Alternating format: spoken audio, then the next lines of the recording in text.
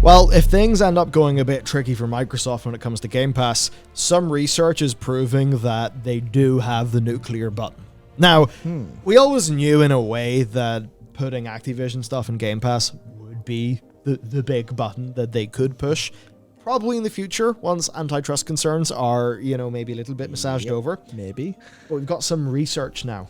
Some actual user research into what people would want. And it's quite interesting. Yeah, and honestly speaking, if these numbers are at all accurate and track, then it's genuinely more of a nuclear option than I thought. Yeah. Because it is big numbers. So YouGov, our polling agency, they polled 1,200 US gamers and 1,200 UK gamers. And just some interesting things. So for our more top-line number, basically, these gamers were asked, would any Activision franchise make you consider Game Pass? And in terms of the numbers here, for Xbox gamers, 43%, or 43 yes, 57% no. PlayStation, 46 yes, 54 no.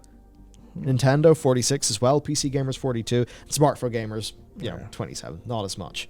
And in the UK, we actually see a little bit different numbers where Xbox gamers pretty interested. That said, very high chance a bunch of them are going to have Game Pass anyway. PlayStation gamers, less interest. Yeah. And we can actually go into the per game breakdown to perhaps work this one out, which is quite interesting. And the same actually holds for Nintendo gamers and PC gamers, and similar for smartphone gamers, right? So there's actually less interest in the UK. Yeah, Activision have a substantially stronger base in the US, and this kind of proves it in a way. Which I wasn't, I'd said a Call of Duty, I'd have said sure, but it's kind of surprising, honestly. World of Warcraft's a massive America thing. Oh, yeah, so it is, yeah. Like, it's big in EU, but, it is big in UK as well, but at least culturally, it seems like it was always the massive thing there.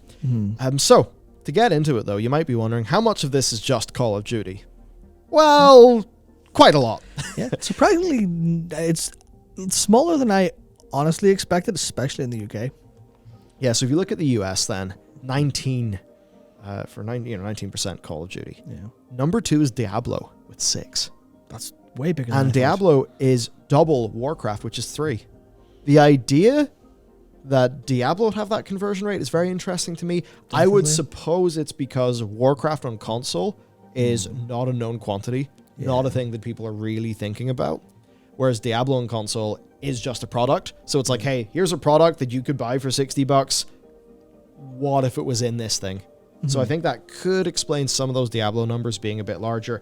And then, Warcraft is just chilling out with Crash and Spyro, Overwatch at 2, and then StarCraft, Guitar Hero and Heroes down at 1. And for the UK, we see, sort of similar but different. So Call of Duty is still the largest. Diablo's tiny. Yeah. So less market penetration for Diablo in the UK versus the US, with a bunch of the others being similar, other than Tony Hawk Pro Skater. And that was really interesting to me because I think of Tony Hawk, it's like... Yeah, American. He's American. Yeah, skating's like generally speaking, an American heavy subculture. Yeah. Apparently it's the UK that are really down in the skating games. I wonder how much of that is because the games penetrated really well in the UK in terms of how loads of people know about them and think about them a lot stronger than the US, I wonder. I mean, it could be a small sample size thing where they just managed to not hit some older people in the UK, maybe, but I thought that was really interesting. Yeah. Now there's aspects here of study methodology and stuff to think about. Yes, it's 2 sets of 1,200, which compared to the total amount of gamers is not a lot of people. But one of the things that makes a good polling agency is can they get 1,200 people and actually have that be representative? So. They're obviously saying that it is a representative survey of the gaming population. And I think overall what it is hinting at, though, is a lot of people who would maybe switch up their purchase intent for Game Pass if the big red Activision and Game Pass button was pressed. Yeah, and that's a thing where that's public knowledge now. That's research that they have. God knows what research Microsoft have internally for that. Or, what they've been doing since January, or they probably know that this is a very, very big button. Yeah. But then obviously, that's where you think on paper you go, oh, you have a competitive move that would take away almost half of your competitor's fan base immediately, and you bought that as you bought the nuclear weapon here. Hang on a second. That's a bit much. Yeah. So It'd be very interesting to see what happens there, because there's already a decent amount of antitrust. There's lots of words. I think Elizabeth Warren has also gotten a little bit involved there. So no surprise that the, I guess, like usual people in politics who would be speaking up about something like this are speaking up about this. So that's one thing. But to think about the value and how this could actually work, there's a lot of people for whom their game console is Call of Duty and FIFA. In the UK, that's totally a thing. Yeah, well, it won't be FIFA for long. It'll be EA Sports, but of course, EA Sports Football or soccer or whatever. Now, the idea that you can just buy a Series S and Game Pass, it's like $400. You just get Call of Duty, and you'll get your you'll be able to play your FIFA. And it's like Call of Duty. It's not a game like Horizon where somebody maybe wants to run it in 4K fidelity mode. Yeah. No, people are very happy to just have 1080-60. And the S will be able to do that. Yep, and especially when that's not, you get, because you think about like what you're buying for a console bundle when it comes to, because obviously this, we're still supply constrained in all of these markets. The actual literal, I'm going to buy this hasn't happened for so many users yet. They're still on old gen. So you come to this, you go, okay, well, it's Christmas time, whatever else. I'm going to buy the console for video gaming for this year. There's the Series S, and it comes with, it comes with the Call of Duty, or there's the PlayStation and the Call of Duty bundle. Okay, fair enough. But then you look at the Game Pass bundle, and the Game Pass bundle says, play every modern Call of Duty game you go. That's different than one game. Sure, you don't own it, but you're getting access to it for a year because they'll likely throw in a year bundle, maybe at a bit of a discount, and they'll just go, you can play all the Call of Duty games instead of one. You're like, off. Who's not going to take that up, basically? Yeah. The sorts of value bundles that Microsoft will be able to deliver are humongous. Yeah. I suppose PlayStation can now get a bit of that action with Spartacus. A little bit, yeah. Is the codename, by the way, for their redo of PS Plus and all of its premium tiers. But certainly, like the idea of Game Pass, it's even, I just said it, right? It's almost like Kleenex in that type of business model is almost just referred to as Game Pass in a way. Yeah, that's actually exactly what they've done, where it's like, people are saying the Netflix of gaming, but soon it'll be, what's your Game Pass competitor? What's your Game Pass version? Sony's Game Pass competitor. Like, it's not, but it is, because that's how the narrative's been defined. So that's how everyone in the industry is thinking about it. Will that trickle down to users? Go, the Game Pass thing. Because it's not Xbox Game Pass, it's Game Pass. Yeah, so it's now all framed as competing with Microsoft, which almost, it kind of presupposes them being the leading incumbent in that slice of business.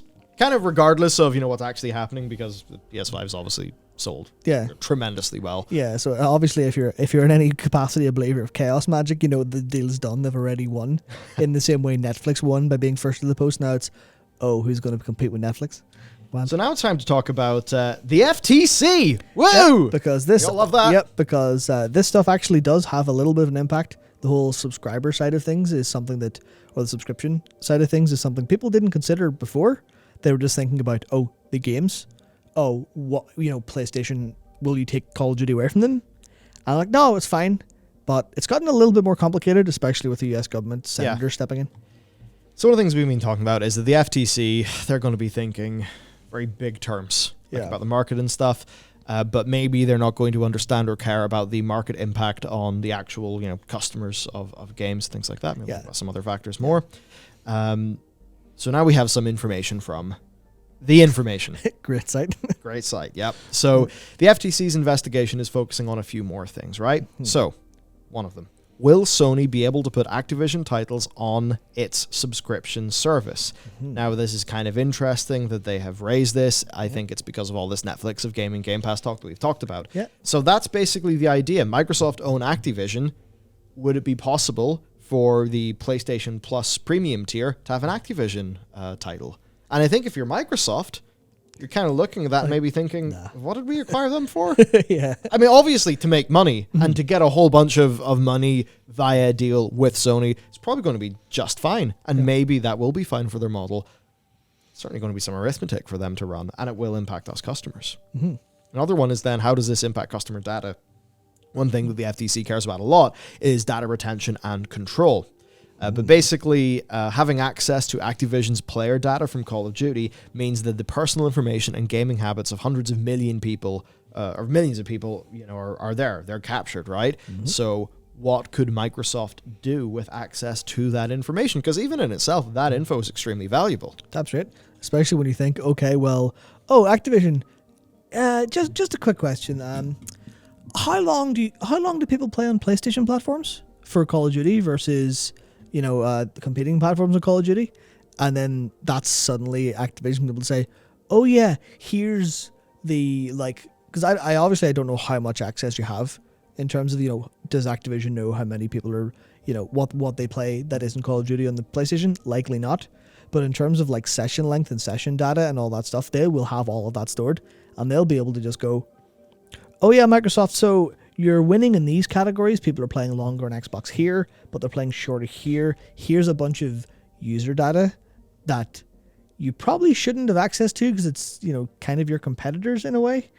And it's it's not going to raise any major personal info stuff, but it's still Microsoft, you have all the gaming habits of now billions of people. What are you going to do with it?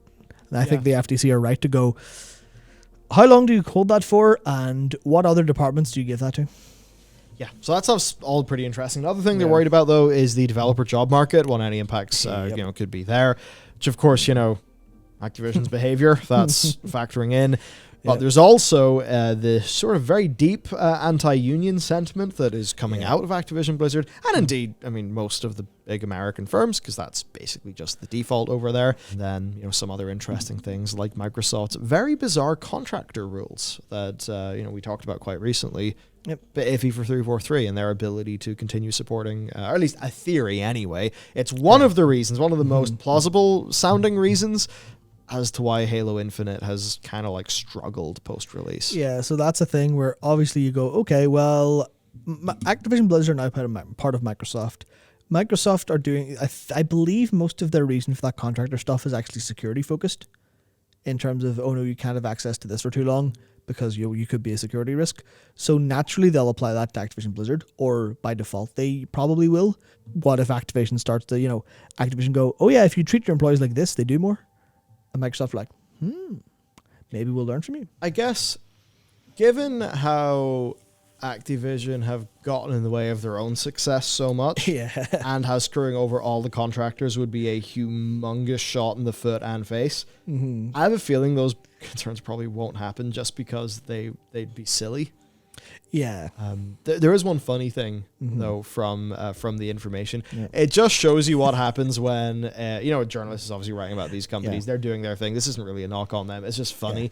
Yeah. Where, yes, the bulk of attention is focused on whether Microsoft will restrict competing gaming companies like Sony from offering Activision titles such as World of Warcraft as part of subscription services. Yeah. Somehow I don't think I'm going to be sitting down to play some World of Warcraft on my PS5. That would be confusing. What if it comes to PS Plus? Now, what are the US government saying? Yeah, this is probably where a lot of the other end of the employee stuff fits in. It's whenever the US senators hang on a second, what's going on? We don't like this. Yeah, so 4 U.S. senators from the Democratic Party in this case sent a letter to the FTC saying that the deal threatens worker-led demands for accountability and that it's already impeded unionization efforts. They're also, of course, calling out Bobby by name, saying that the merger proposal lets him just keep his job for another year, guarantees him millions, and gives him a golden parachute. So some of that's the same stuff that we've been criticizing them for as well. Yep. This lack of accountability, despite shareholders, employees, and the public, that's the thing, everyone, calling for Kotick to be held responsible for the culture he's created would be an unacceptable result of the proposed acquisition. And that's basically the thing for Microsoft. They need a way to buy this company. This is their way to get this company. They've evidently not been able to do this in where it's we have the company, Bobby, you're now in a lot of trouble and you're gone. Because there's tricky things like even Bobby Kotick's employment contract, which, have got some of these stipulations. Though I suppose you could probably argue that through dereliction of duty or whatever, he probably violated. Yeah. He's probably violated shit in his employment agreement, so I wonder if there's a way that they could probably get him in something. Hard to say exactly, but interesting nonetheless. It's all just seeing more scrutiny, FTC, bunch of senators. Who knows where it could go? Yeah, that's the thing where it's this is obviously, you think of this as a surefire deal from Microsoft and Activision, but were they considering the employee stuff at the time? Because obviously they likely expected to go, yeah, we can brush this under the rug. But I don't know if they expected people to watch them brushing it under the rug and go, hang on a second, what are you doing? Because I think it's very interesting that the senators are saying this has just meant all of this accountability has been fired out the window, because you'll be able to say, it's Microsoft's problem now, and they've said they'll solve it, so it's all good. It's all happy. So I think it's interesting. I can't remember if there's any major information on like a timeline for this. It's like July 2023 is like the deadline. I think it's still almost certainly going to go through, but there's a lot of scrutiny, and I think scrutiny that's evolving faster than we expected. Because I would not have thought, given the timeline of things, I would not have expected the FTC to even understand that subscription services were happening. But the fact that, according to this reporting, they are going, well, what does this mean for Sony's attempt to, because you're the only one who gets too strong in this market, what does it mean for Sony's attempt to fight you in this market? Like, yeah. Because I mean, from their perspective, if Sony, I don't know if they'll like speak to Sony about like what their side of the thing, because obviously they'll just say, don't let this deal, please. But it's like, speak to Sony and go, well, what's this going to mean for you? And they'll be like, they will easily just bully us out of the market. They're the only one in the market with any control over subscription services. You remember Netflix? They'll be Netflix and actively keep other people out. And then the FTC will be like, yeah, good point. Yeah, I do wonder if they're thinking about the ups and downs of streaming subscription services for VOD content, which perhaps could inform some of their thinking on this issue. Indeed. But overall, we're not M&A experts, and we're certainly not USA, legal experts. I think that's Richard Hogue, actually. Yep. So I'm sure he's got comment on this as well if you want to check that out for a more sort of informed, lawyer's perspective. But that's it from us. So, basically what's going on here. Point basically is we've talked about, the nuclear button is doing some Activision Game Pass stuff. Maybe locking Call of Duty out of the PlayStation ecosystem in 5 years' time. They won't do it in 2 or 3 years' time. They've said that much. And of course, if they just bought Activision and then took Call of Duty away from their main competitor, that would probably make this FTC stuff a little bit more important, because maybe they're going to start thinking about customers, and, that'd be shitty for loads of customers. Indeed. But, now we kind of actually have some numbers to that, which I think is interesting. So let us know, I guess, for these games, Activision, would you get Game Pass if Activision games were on it? I'd be interested to hear. I mean, I already have Game Pass, so I don't fall into that survey, I suppose. Anyway, that's it from us. Let us know what you think. See you next time.